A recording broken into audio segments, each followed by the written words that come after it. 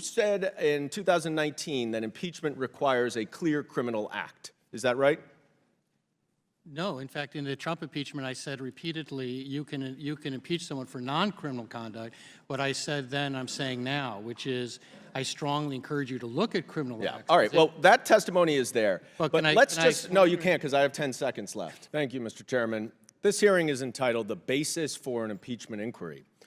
You would think that after 8 months of an investigation, we would not need to have a hearing with no witness who has any direct knowledge of the evidence to determine that there is a basis for this impeachment inquiry. And this is an impeachment inquiry. Mr. Turley and Mr. Gerhardt testified in 2019 in the official impeachment process in the Judiciary Committee.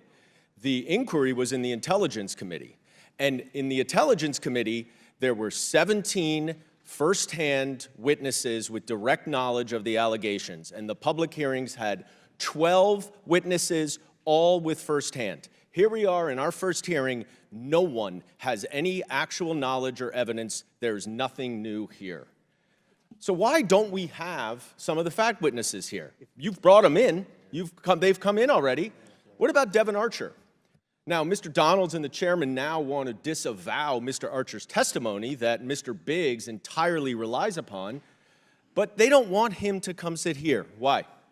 Well, maybe because he testified that Joe Biden never discussed business with Hunter or other business associates, he got nothing from their businesses, and he never took any official acts related to the businesses.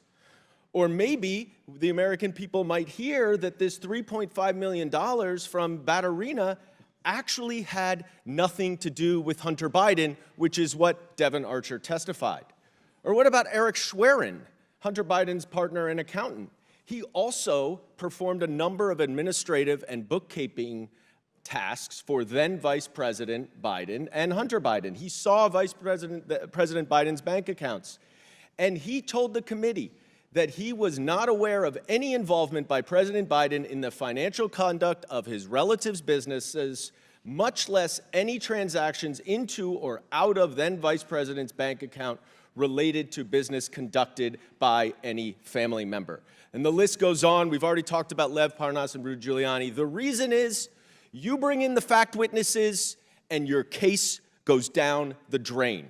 Now, even yesterday, in releasing 700 pages of documents, Chairman Smith admitted that he's not an expert in the timeline, which seems to encapsulate this investigation to a T. Because here we are seeing texts and emails from 2017. We're seeing Department of Justice emails from 2020 when it was the Donald Trump Justice Department.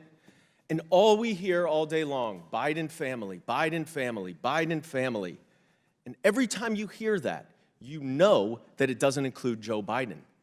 If there were 9 Biden family members who got money from these business transactions, isn't it striking that Joe Biden was not one of them? Pretty remarkable.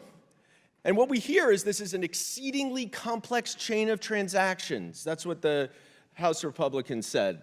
Pattern of incredible financial complexity. Ms. McClain showed a chart. It had an investor. It had an investment company that invested money, that received money, and then it went to the investors. Mr. Dubinsky, that's not very complicated, is it? Well, that's not really the question. The question is, what was going on there? Was there an investment? I'm just asking about the structure. Well, that's because what we have here, and we hear so much about services and all of this, services or legitimate or product. It's an investment company. It's a private equity company that invests capital in other corporations and companies. That is standard practice. Well, you have said that lying as a president is not impeachable. You have said that there's an influence peddling campaign, but you will acknowledge, will you not, that in order to have a criminal act of public corruption or bribery, there must be under McDonnell an official act in connection to some sort of personal benefit. Isn't that right? Gentleman's time's expired, but Mr. Turley, please answer the question. Yeah, I can just point you to my testimony. I talk about quid Just pro answer quo. the question. Yeah, because it's a little more complex. No, it's not. An official act for a personal benefit. All right. Gentleman's time's expired. Chair now recognizes Ms. Green from Georgia.